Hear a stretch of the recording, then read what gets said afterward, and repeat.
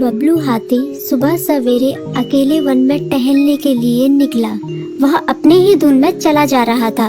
लगता था उसके दिमाग में कोई उलझन है जिसे वह सुलझाने की कोशिश कर रहा था।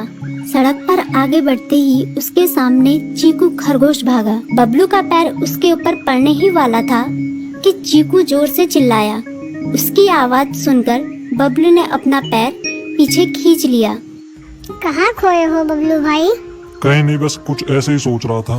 किस बारे में? तुम जानकर क्या करोगे? शायद मैं तुम्हारी कुछ मदद कर सकूं। तुम तो जानते हो आजकल वन में कितनी चोरियां हो रही हैं, पर चोर का कोई अता पता ही नहीं है। इस बात को लेकर वन के सारे प्राणी चिंतित थे। वे वहाँ खुद को सुरक्षित महसूस नहीं कर रहे थे।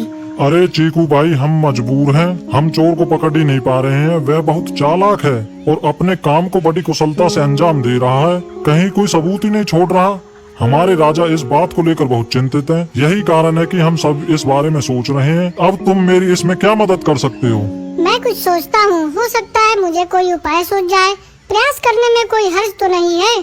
तुम ठीक कहते हो चीकू, लेकिन वन के गुप्तचर भी अभी तक इसका कोई हल नहीं निकाल सके। इतना कहकर वे चुप हो गए। बबलू की बातों ने चीकू को सोचने के लिए मजबूर कर दिया। चीकू को उदास देखकर बबलू बोला, तुम अपना मन छोटा मत करो। मुझे अच्छा लगा कि तुमने मेरी परेशानी को समझा। कभी मैं भी इस वन के लिए गुप्तचर का काम करता था। एक बार मेरी टांग टूट जाने से मेरे अंदर फुर्ती नहीं रही। तब से मैंने यह काम छोड़ दिया। चीकू, तुम चाहो तो यह काम दोबारा कर सकते हो। वन के प्राणी ज्यादातर दिन में भोजन की तलाश करते हैं, वे रात को आराम करते हैं। तुम दिन रात दोनों में ही भोजन की तलाश में निकल सकते हो सकता है रात को तुम्हें कुछ ऐसी बातों का पता चल जाए जो हमारे काम की हो। हाँ बबलू, तुम ठीक कहते हो। मैं आज रात को वन में घूम कर इस बात का पता करने की कोशिश करता हूँ। थोड़ी देर बातें करके चीकू अपने बिल की ओर बढ़ गया और बबलू अपने रास्ते चला गया। चीकू के दिमाग में अभी तक बबलू की कई बातें घूम रही थी। उसे समझ नहीं आ रहा था वह बबलू की मदद कैसे करे। दिन भर वह उसी उधेड़-बुन में लगा रहा। शाम होते ही चीकू कुछ सोचने लगा और वह चुपचाप बिल से बाहर निकल आया। चीकू की पत्नी ने देखा तो बोली, इस समय कहाँ जा रहे हो? बाहर खतरा है। खतरा तो सुबह भी रहता है, लेकिन खतरों से डर कर हम भूखे तो नहीं मर सकते। मैं बाहर घूम कर आता हूँ। इतना कहकर चीकू रात को बिल से बाहर निकल आया। कुछ दूर जाकर उसकी नजर बंकू उल्लू पर पड़ी, जो कुछ ही दूरी पर था।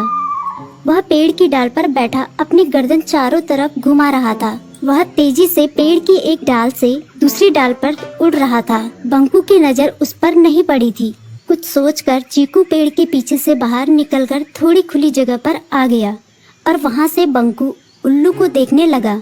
बंकू ने चीकू को अंधेरे में भी देख लिया, पर उसने उसमें कोई उत्सुकता नहीं दिखाई और अपनी गर्दन चारों ओर घुमाता रहा। चीकू बड़ी देर तक बंकू की हरकतों पर नजर रखे रहा। वह थोड़ी देर तक खुले मैदान में खड़ा रहा, पर बंकू ने उसे देखकर भी अनदेखा कर दिया। उसने महसूस किया कि बंकू के आसपास चमकू चमगादड़ भी मंडरा रहा था। कुछ देर वन में घूमने के बाद चीकू अपने बिल में लौट आया और सुबह होने का इंतजार करने लगा। अगली सुबह बबलू उसी रास्ते में जा रहा था। रास्ते में चीकू उसका इंतजार कर रहा था।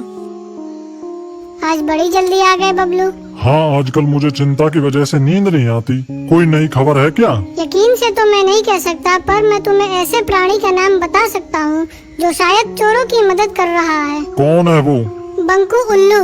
इतना कहकर चीकू ने रात की घटना उसे ज्यों की त्यों सुना दी। इसे सुनकर बबलू का माथा ठनका। बबलू की आंखें चौंधिया गई। तुम ठीक कह रहे हो। मुझे आज रात बंकू और चमकू पर नजर रखनी होगी। इतना कहकर वे दोनों अपने अपने रास्ते चले गए। बबलू रात को अपने साथियों के साथ बंकू पर नजर गड़ाए रहा।